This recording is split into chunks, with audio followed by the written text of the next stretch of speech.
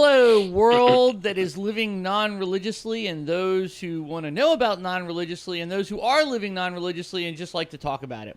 This is Bob from This Non-Religious Life, and I'm here to tell you today, as always, that this podcast is brought to you by Audible.com, where they have generously set up a system where you can go to www.audibletrial.com/TNRL and sign up for a free 30-day trial membership. And with that free 30-day trial membership, say that like 10 times fast, free 30-day trial membership, free 30-day trial membership. You can get a free 30-day trial membership. And with that free 30-day trial membership, you get a free audio download. It is free.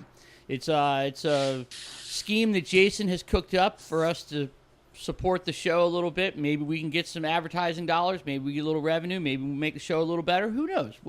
Who knows what will the future hold for the show? But what I can tell you is in store for your future if you go to www.audibletrial.com/TNRL and sign up for a free 30-day trial membership. You will get a free audiobook download. It is for free. Try it out. Doesn't cost you a thing. Free. Jesus got out here. I thought I was a good Christian. Jesus died on a cross. I go to church every Sunday. Jesus got out here. Then I read this Jesus died on a cross for a rotten hooker. I thought I was a good Christian. I go to church every Sunday. I thought I was a good Christian. I go to church every Sunday. I am a very religious person. I thought I was a good Christian. The very lies the serpent told to Eve in the Garden of Eden. Garden of Eden. Garden of Eden. The gospel of Jesus Christ.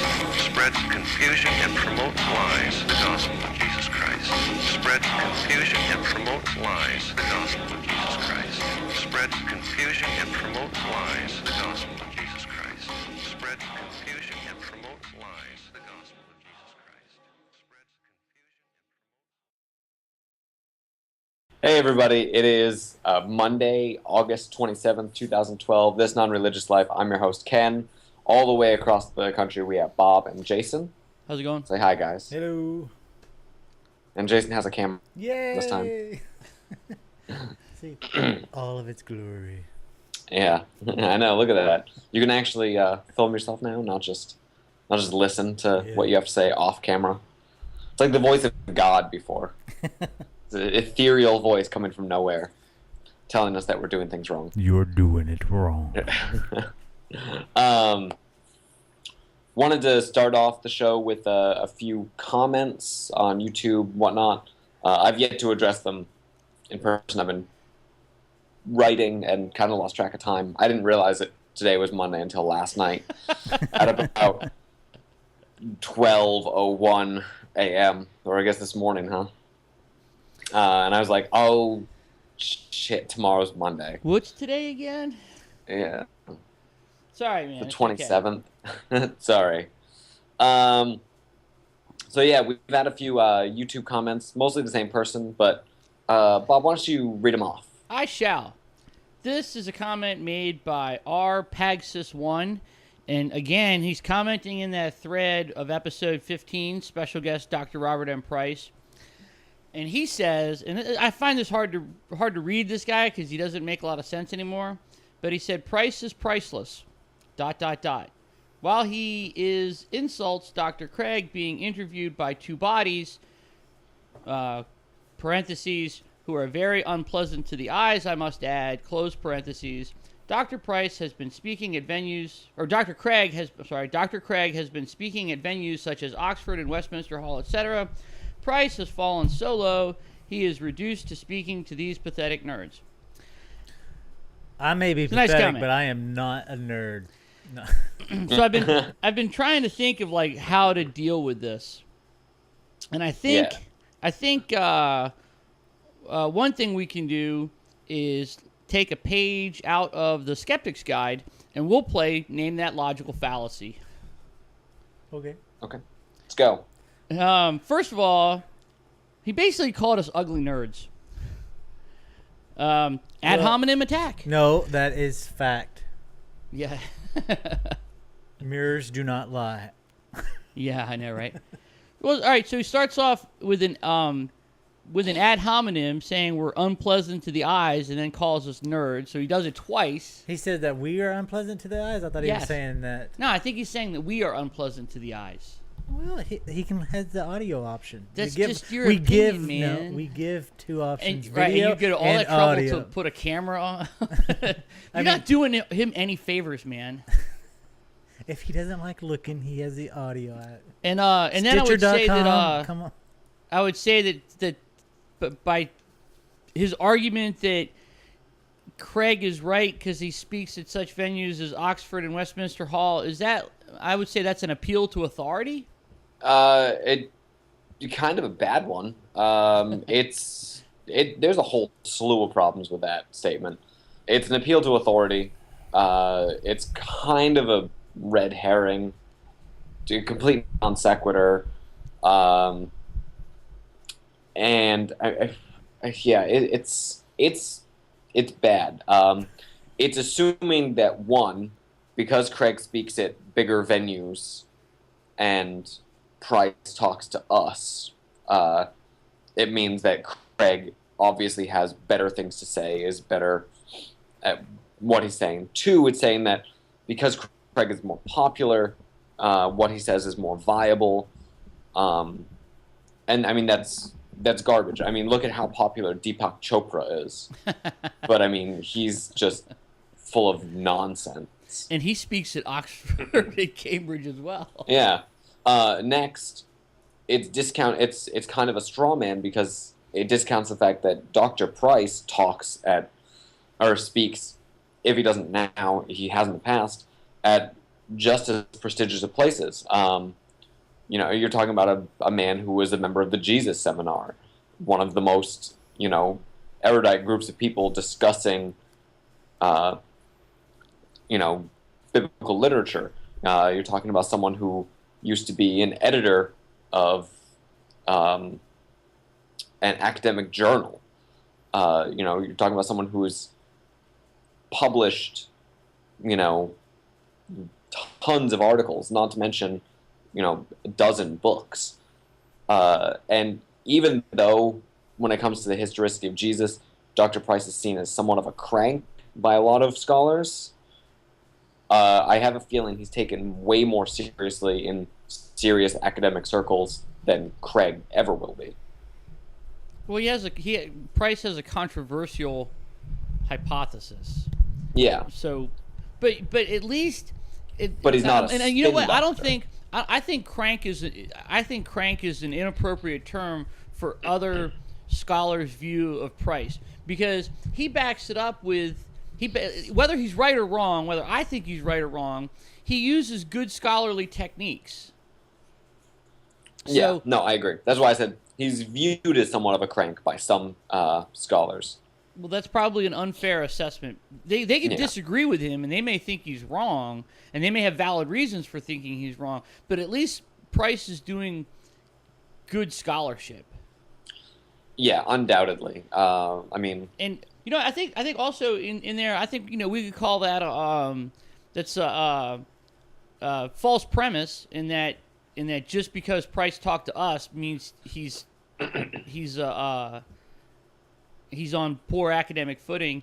And then wouldn't that also be, I don't know, false dichotomy? Like, just because you talk to three guys who are, relative nobodies doesn't mean you're wrong. It means you're gracious with your time. Yeah, I agree with that. I think it's definitely a false dichotomy saying that either you only talk to, really prestigious organizations and therefore you're great, or you talk to nobodies and you're terrible. It's been my experience, and I'm sure it's your experience too, having talked to Dr. Price a couple of times now. He's just a genuinely nice guy who gives people his time, regardless of, what's in it for him. No, that's how I saw it too. Do you think if we called up Craig, do you think he'd give us 5 minutes? Do you think he'd give us the time of day? No, absolutely not. Although, let's try it. Yeah, you want to get Dr. Craig on here? Yeah, let's see. Let reach out to him and let's see what he says. And so, we could at least say we tried. Yeah, sure. Draft up something. And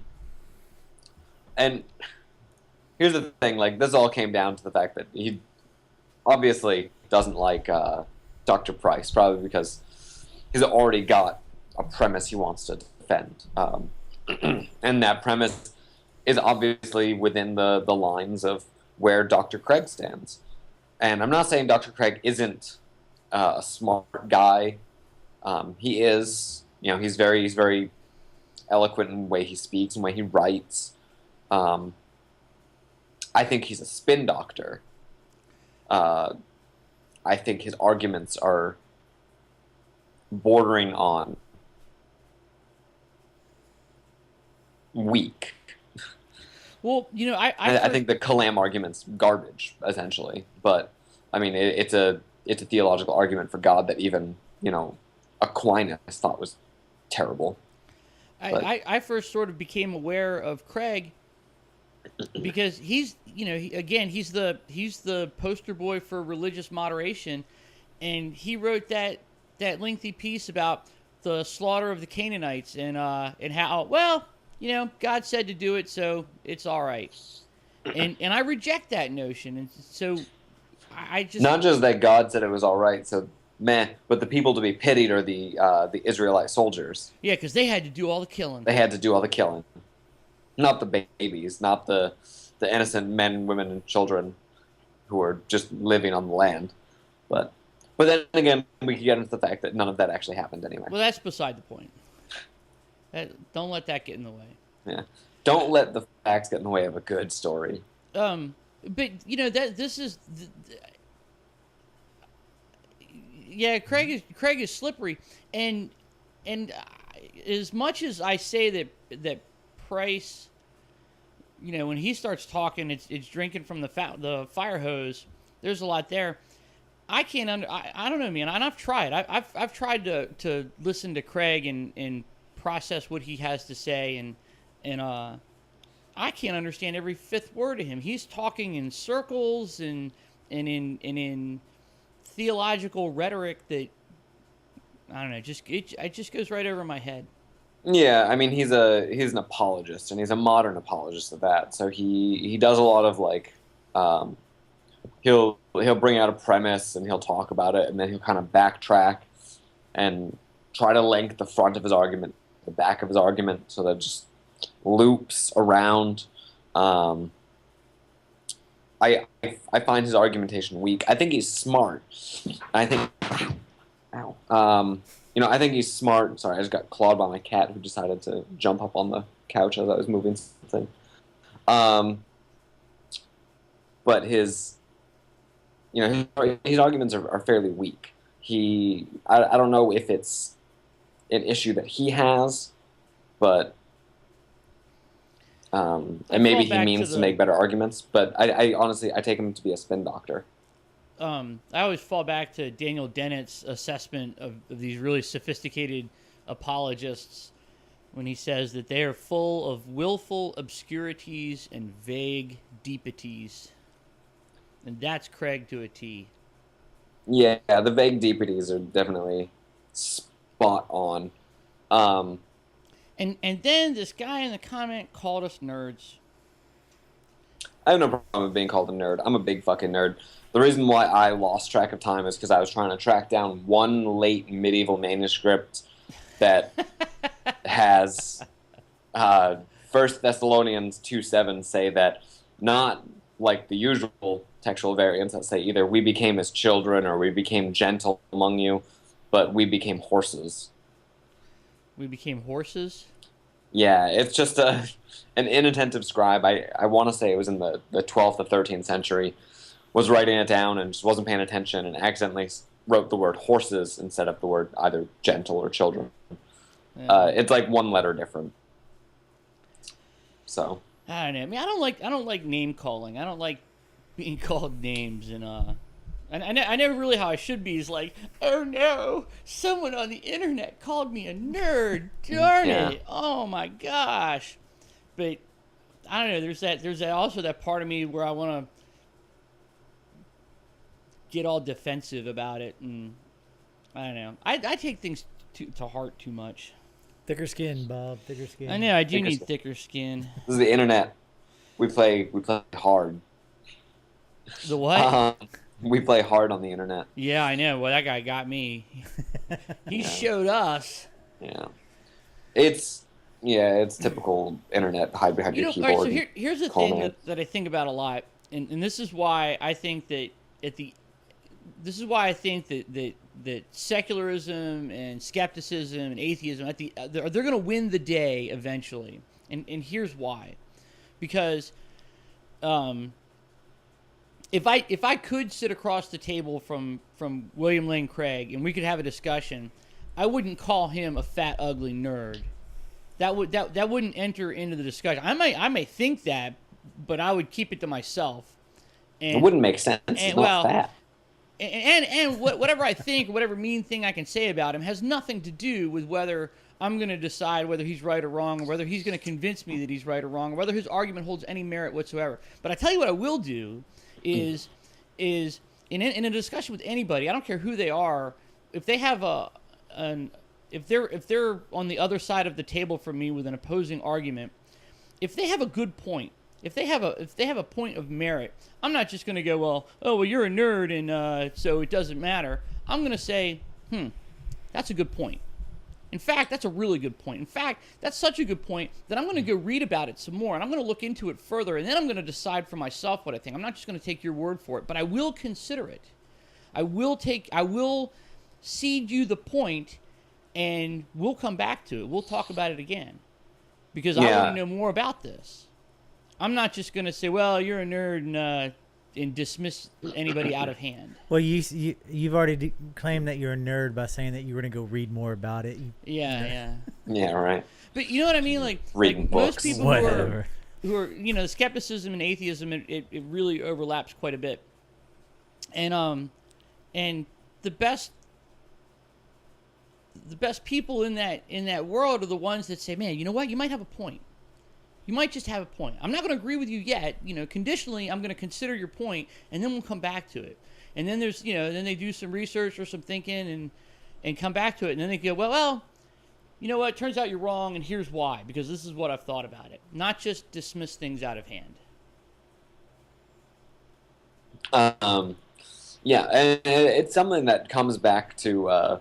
it's something that I say all the time is I read everything, examine all sides of the argument. One of the reasons why I really enjoy being friends with Matt is because he has an opinion so different from my own, but he knows how to convey it where I don't dismiss things out of hand, but it gets me thinking about what I think now. Or on the flip side, Dr. Price, he's convinced me of the fact that the historical Jesus argument is not as solid as people portray it to be. And, I used to be on that fence, where I accepted the fact that Jesus was probably an historical being. And you know what? He might still be. But it's not a... it's not 100%, set consensus. And because I listened to a dissenting opinion and sort of integrated that new knowledge into what I know and what I think, I came out of it with a better understanding of the facts. Yeah. Well, it's always better to do that than resort to name calling. Except when name calling's fun. Yeah, sometimes it can be fun. I'll give you that. Yeah, well, I shouldn't let it bother me so much that there's like name calling going on, and those are just my insecurities about things, but I should really let it go.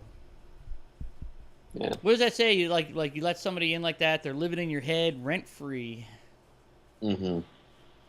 I think it's really funny because this sort of like the fact that he accepts Craig, period, it kind of overlaps with what I was talking about with the textual variant. I've been trying to track down this textual variant for the past couple days for something I'm writing, And I want to be able to reference exactly what manuscript it is, because I can't stand when someone writes something and they bring up a point like, oh yeah, where's that? Where's that? And there's no footnote. You know, there's nothing. And something that I've discovered is most of the sites discussing this they're religious sites. And I cannot believe the level of copy and paste. It's the same sentences concerning it, and it always ends with one late manuscript. In one late manuscript. And I'm like, what manuscript? And copy and paste. It's that the follow the leader, you know, they said it, so therefore it has to be true, just copy and paste it. What if it doesn't exist at all? But did you ever see that XKCD about the wiki loop? Where somebody, I think so. Somebody posts an article on Wikipedia and without references yet, and then somebody else references that article as factual, and then their article gets referenced as factual, and so then it creates this loop where you don't have to have a lot of referential veracity to anything you're writing. It's kind of funny, but that's what it made me think of. Oh yeah, doesn't it loop back around and the person editing the first Wikipedia article cites the last thing or something like that? Yeah. Oh. Well, you know, I mean, I'm not gonna. Here I am, like, I don't want to engage in name calling again, but I would say for the most part, a lot of like biblical scholarship, a lot of like religiously motivated scholarship is very disingenuous. It is copy and paste. It is. There's very few guys that are doing serious academic religious scholarship. Because I'd agree. Because if it's not a serious academic pursuit, then they're doing it with their biases on their sleeve, and then it's not academics anymore. It's we're back to spin doctoring. Yeah, I agree. One of the things that really gets me about the whole issue is when you start talking about textual variants, you'll get different numbers for the amount of variants in the biblical manuscripts based on who's talking about them. I've seen conservatives use numbers as low as 100,000.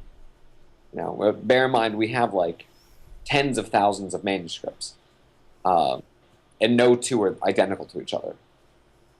So I've seen numbers as low as 100,000, and I've seen numbers as high as 500,000.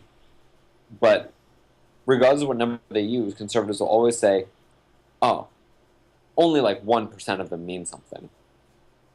1% of 500,000's a lot. That's still a lot, right? That's still 5,000. You know? Let's say there are 5,000. You know, if there's 25,000 manuscripts, that's one meaningful variation for every 5 manuscripts. That's a lot. It's a lot of problems. Yeah. But because it's couched in a way, it's like, oh, it's 1%. 1%.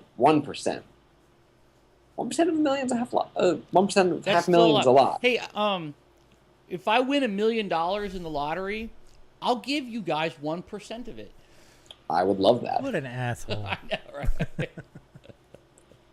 That's still a decent amount of money. I know it seems small, but you'll just have to be happy with 1% of $1 million. Yeah, it's $10,000. Hell yeah. Hell yeah.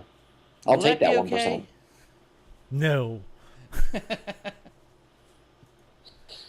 But all of our comments have not been doom and gloom. We had a wonderful Facebook comment question that you and Ken both addressed. Oh yeah, about the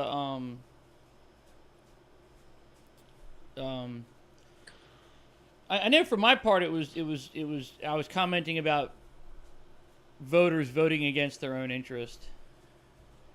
Why don't we share that on here? Because I think it's interesting. We can just kind of go over what we said. I really liked this comment. And while you're pulling it up, let me go back to the previous commenter, and anybody else who disagrees with us or feels like we are lost souls or whatever. If you disagree with us and want to engage us on it, please do.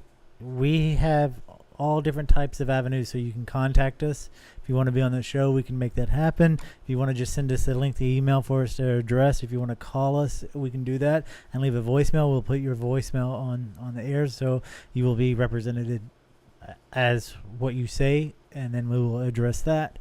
But if you want to call us names, that's fine too. I enjoy that. Bob, not as much. I wish they wouldn't. But Bob, not as much. But whatever you want to do, just know that your comments will be engaged, and we would prefer if you would engage back with us. Come on the show, leave a voicemail or whatever. So, and you can find all that information on the zombiepopcorn.com contact page. Anyway, going back to and just as you said that, someone left a comment on our page, actually.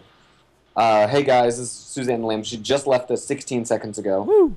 Hey guys, just wanted to make a comment about a pregnant woman in the Philippines who was denied treatment for leukemia. We talked about that. Yeah, it would seem that this news item's presence in our media represented propaganda. It would be pro-choice propaganda, as it highlights the disgusting efforts of absolutist anti-abortion practices. The story shows how dangerous their ideas are. I'm familiar with this. This is a woman who was denied leukemia treatment because she was pregnant. Yeah. And it would result in the Did we death talk of about the this on fetus. air, or was this after the show? We talked about it on air, and I couldn't remember. And I don't think she was in the Philippines. I think she was in the Dominican Republic. I think that's where I linked on the TNRL Facebook page. I put a link to it, and she died. She died because of an anti-abortion, a very strict anti-abortion policy. Yeah. And, what is this? and even in her family, I think the way the story went was that her family wanted her to get treatment. They realized that the pregnancy was not going to be able to go forward. They weren't going to have. It was the sense that the treatment would terminate the pregnancy, but it would save this girl's life because she had a very treatable form of leukemia. And you made the comment that you felt that it was sort of a propaganda piece, and I think the person is right that it is a propaganda piece, but it's propaganda for the it's an instance of the pro-choice movement saying, see, this is what happens. It's sad that it happens. And that's the downfall of our media, is that the fact our news is not really news. They're all press release pitched to us by a marketing firm, and that's what's reported. And so the only time we really hear anything is when there are agendas to be pushed. And that's large scale of what media news is today. And I know a lot of people go, well, this goes the 24-hour news cycle. I don't know why it has become that way, because it's easy and it makes people money. Maybe, I don't know. But that's where we're at today. But anyway, you got the comment up? Yeah, I do. Okay. So this was Shane and Carmen. I just listened to the latest episode. Great job. I had a couple of comments. Ken was discussing items from the New Testament that discuss the subjectification of women. I can't help but think that there would be no reason to write that women must not speak or that they must cover their hair unless women were actually speaking and taking an active role in early churches. Rules are not made up out of the blue. Rules typically reaction to prior events. I'm sure people will disagree with this, but just my opinion. Why are people, religious right, so quick to forget this? Bob also discussed the idea that people do not vote in regards to their own ideals. As a female voter, it is like picking the lesser of two evils. Rarely do any political candidates represent more than one or two of my ideals, and I have more than two ideals. It's a sorry state of affairs that you have to choose between the candidates who back factory farms and the one who agrees in pulling funding from Planned Parenthood. In Ohio, it's a crapshoot either way. Anyway, thanks. Very thought-provoking episode. I love living in the future because I responded to this within a few seconds of it being posted from the laundromat on my phone. It's awesome. Nice. I love the future. And I responded back and told her that I think she's hit the nail right on the head with those rules about the subjectification of women, where women obviously played a very heavy role in the early church. Early churches weren't like what we have today, with buildings where people go and congregate and everyone's sort of like people in the community. Back then they were house churches, and you had a patron who was the head of the household, and then the people who attended the church were usually family members or some sort of like clients of the patron. It was very similar to the idea of how a household worked in the Roman era. And a lot of these were headed by women. Sometimes it was the wife of the patron of the house, and then it would be her servants and her children, and maybe people who were used to be servants, like freed slaves, who were now kind of their own autonomous people, but they remained. They had that link to the family, and so you see women rising in power. There are theories out there that the book, the Epistles to the Hebrews, was written by a woman because of the way it sort of phrases things. I'm skeptical of that idea, but it's certainly an interesting concept.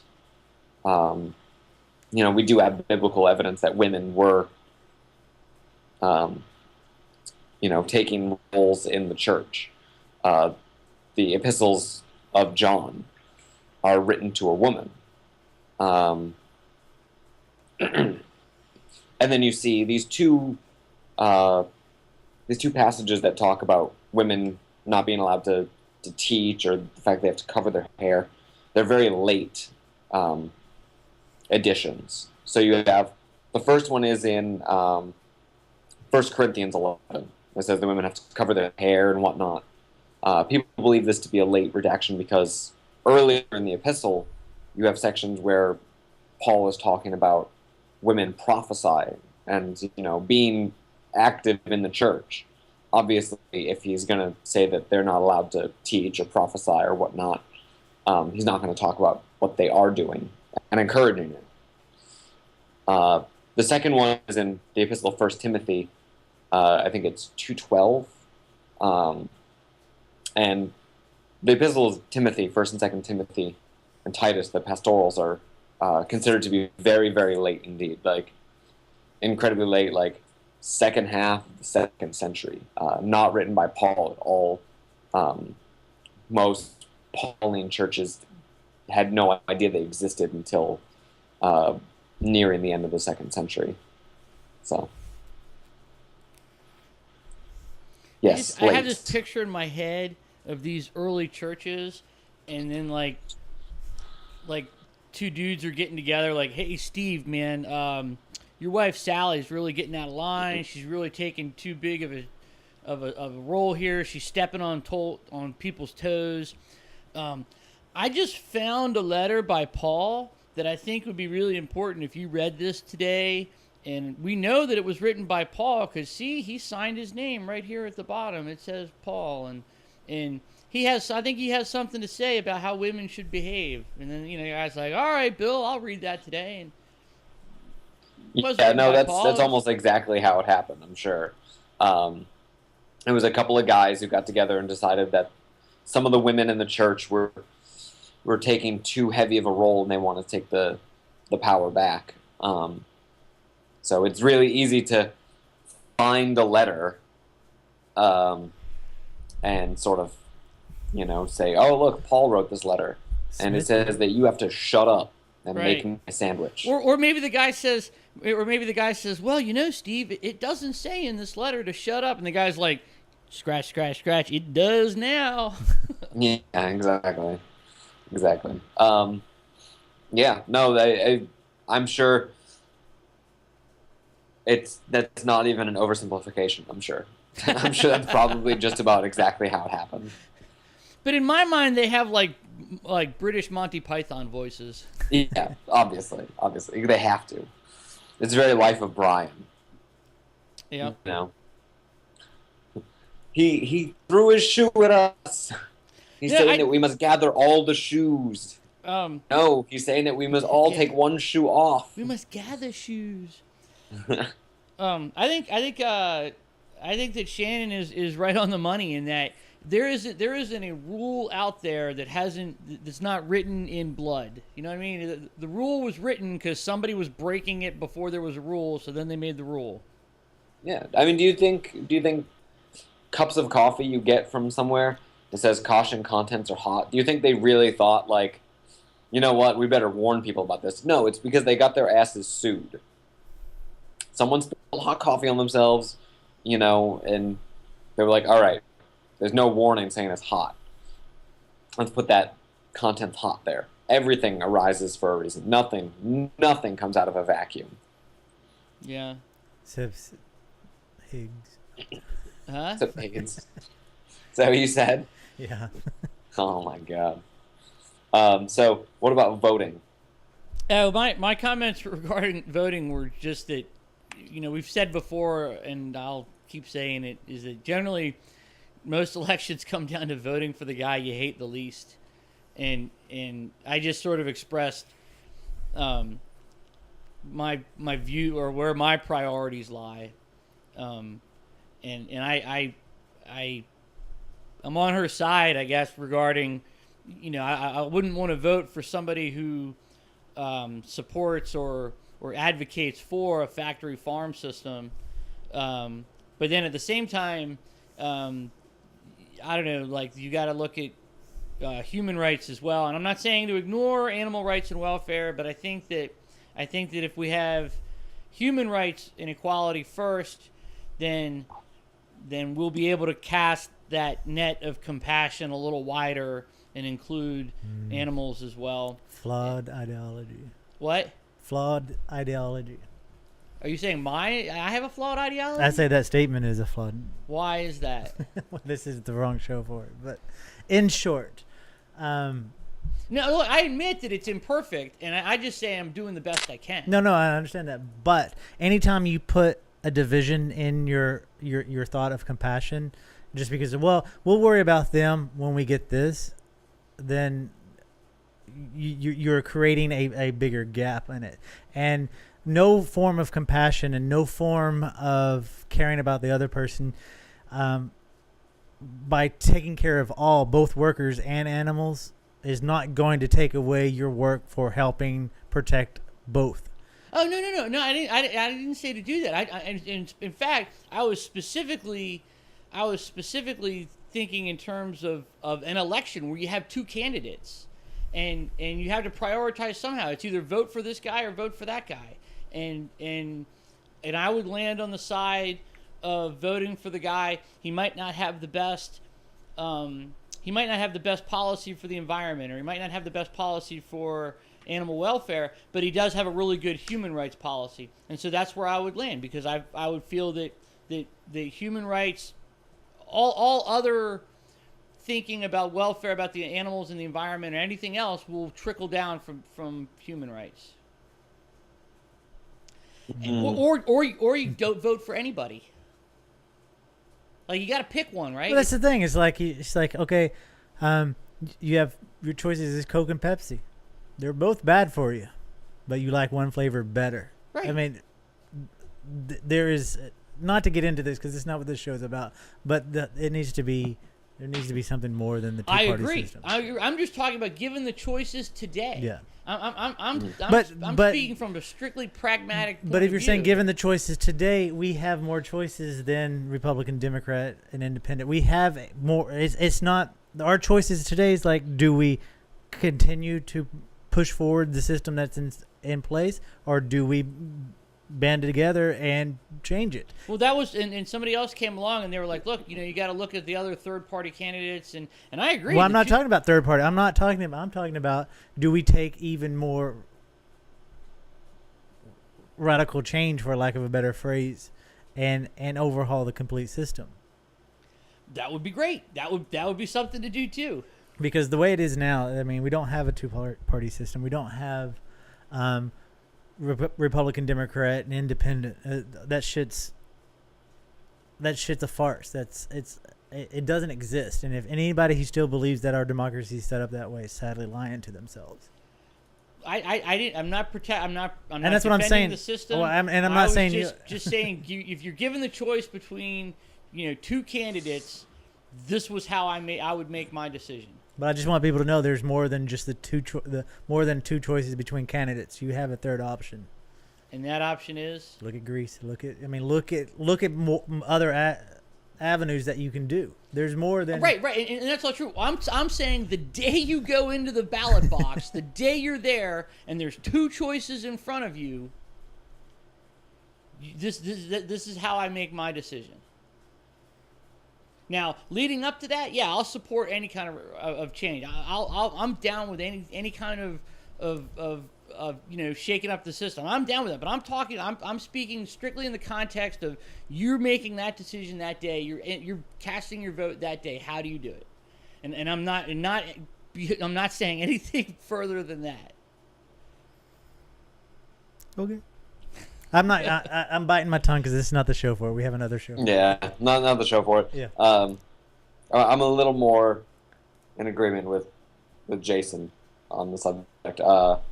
Just because historically how things have fallen down between drawing lines in the sand, saying, well, this first, then that. This first, then that. This first, then that.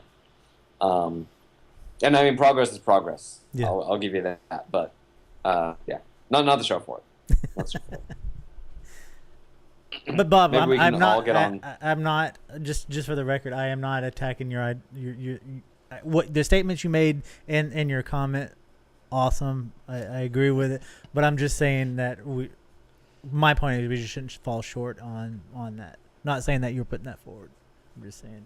But anyway, let's just all to agree to the modern state of politics sucks that you have to choose between two awful choices. Yes. Go. All right. Over the last 10 minutes of the show, I thought we were going to have more time for this. Holy crap. But, yeah. Anyone who's been following the news lately has probably heard about another stroke of wonderful irony when it comes to politics. Move, because I get a lot of glare. There we go. Nope, that didn't work. Sorry. The stupid camera's mirror image. I forget that it is that way sometimes. So, Maryland lawmaker, this is Maryland Delegate Don H. Dwyer Jr., is one of those awful Tea Party Republicans who thinks that homosexuality is a danger to children, and while boating, while drunk, smashed into another boat and injured, what was it, 5 children? 4 children. 4 kids. The man who thinks gays are a threat to children is a threat to children.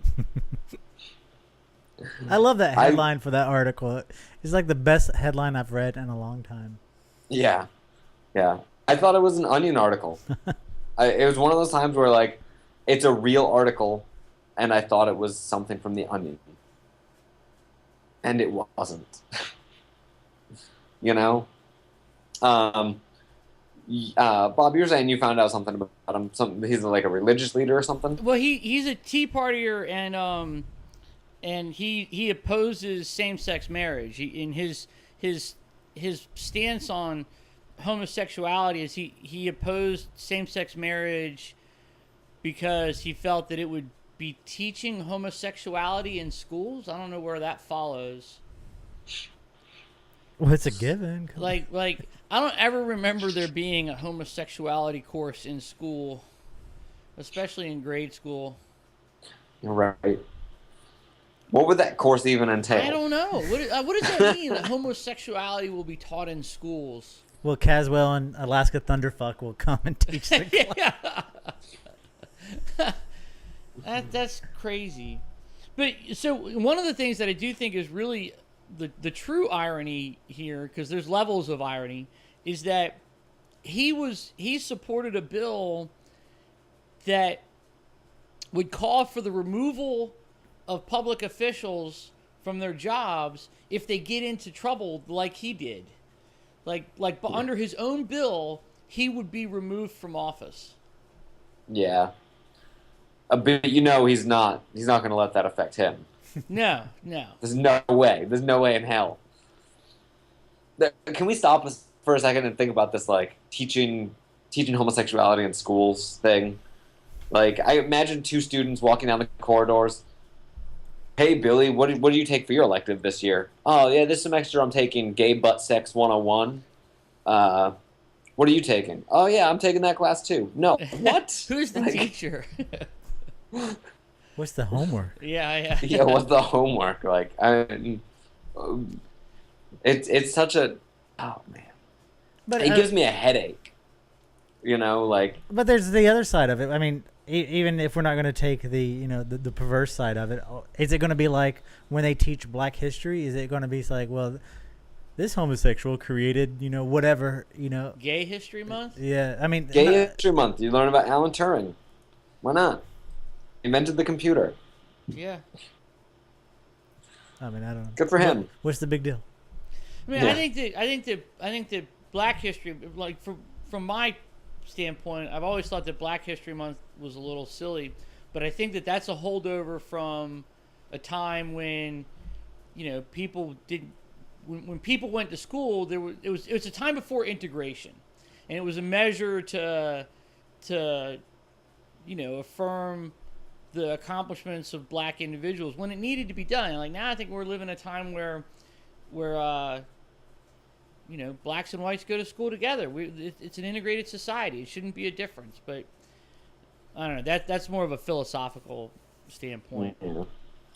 I mean, I think it's one of those things where it's silly, but only in the fact that we have to have it to make sure that the history of certain minority groups in our country is taught. Yeah, and I think it's their contributions to society are demonstrated to. Well, it's the school important to do children. that because we know for a fact that the Christian right do not like Black people. They do, and throughout the history, they have not sided on the side of people of color, and until after the fight is won. yeah, but it is still going on. They're trying to take over the textbooks. We talk about this all the time of how they're trying to get science out, and I'm sure that it's not publicly announced, but they would try to get Black leaders out of the textbooks. I mean, it's not unheard of, and so yes, there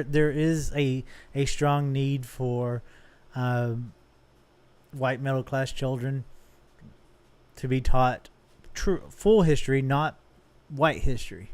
Yeah, well, Yeah. that is one of the arguments that I've heard with regards to Black History. You need Black History Month because every month is White History Month. Yeah. And I'm sure there's that is a valid point. And maybe I'm just thinking of things like too idolized, I mean, I'd like to live in the world where we don't need Black History Month. We don't need Gay History Month. Whether the person is black, white, or gay, it doesn't matter. Yeah. It shouldn't matter. Mm-hmm. And their historical accomplishments will be demonstrated regardless. I don't think we're there yet. Nope. Obviously, people are still bickering about giving equal rights to people based on sexual orientation. People are still making the comments that rape is just another form of Oh my god. Yeah. Rape is another form of conception. yeah, consent. Fucking Christ. So yeah.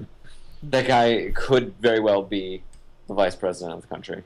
I don't think so. I don't Terrifies me. think he can be. Well, from last episode we talked about the statement of what was it, that legitimate rape. Yeah. Apparently, his numbers jumped. His approval numbers jumped after that statement. Really? Yes. Really? Yeah. There's no fucking way. Really? No, That's really. so I mean, awful. okay, when I say really, from what I read, I don't know. Yeah. Yeah. Oh God. So there is a possibility that these douchebags can make it and hold office because they currently do. You know, like I don't doubt anything anymore. After the first Bush election, do you guys remember that first debate in 2000 between Gore and Bush? Do you remember the comments made afterward? No, please. No. I remember the commentary was Gore seemed more knowledgeable on the subject, but Bush seemed more likable. I do remember that. More likable. It's a So pop- he won. Well, it's always been a like- popularity contest. That's what we're taught in school. Yeah. Not that I like Gore. He was absolutely toxic. But Mondale's the way. Jim Mondale. Reagan Mondale. You're dating yourself. Sorry. Just give me a helmet and a tank, and I'll be all right. I don't remember Reagan Mondale. God. Fuck you. Go ahead. Yeah. All right. It's just about that time. Yeah, so, it is that time. Yeah. Pull up the Google Doc so I have everything. If you have any questions, comments, concerns, really actually kind of surprised how little we got to today. But we get out of control sometimes when we don't plan things. You can always call us, get us back on track, because we have a phone number. You can leave us a voicemail. It can be a ranting voicemail. Jason will listen to it. 757-337-2195. You can email us, nonreligious at zombie-popcorn.com. Facebook.com/thisnonreligiouslife. Google Plus, put us in your circles there. Jason's all over that. iTunes, you can download all the episodes. This is 65. So if you really want to go in for a bender and just really, hurt yourself, 65 hours of stuff to listen to. Leave us feedback. We love the feedback. I'm actually incredibly surprised at how good the feedback on iTunes is. My experience in iTunes reading feedback on other shows is that people are usually very hypercritical. But bring it. If you have any ideas, don't censor yourself. Please let us know. Stitcher Radio, you can leave feedback there, but you can also just listen to it on the go. You don't need to download any of the episodes or sync anything. It's just streaming. And of course, just go to the website, zombiepopcorn.com. Sign up for the newsletter. Find out about this show, all the other shows, giveaways, contests, all sorts of news about what's going on. And with that, I think we are done, and we will see you next week. Have a good night. Please don't call us names. I can't take it. You can call me. Bye. Bye. Just got out here. I thought I was a good Christian. Jesus died on a cross. I go to church every Sunday. Just got out here. Then I read that Jesus died on a cross for a rotten hooker. I thought I was a good Christian. I go to church every Sunday. I thought I was a good Christian. I go to church every Sunday. I'm a very religious person. I thought I was a good Christian. The very lies the serpent told to Eve in the Garden of Eden. Garden of Eden. Garden of Eden. The gospel of Jesus Christ. Spread confusion and promote lies. The gospel of Jesus Christ. Spread confusion and promote lies. The gospel of Jesus Christ. Spread confusion and promote lies. The gospel of Jesus Christ. Spread confusion.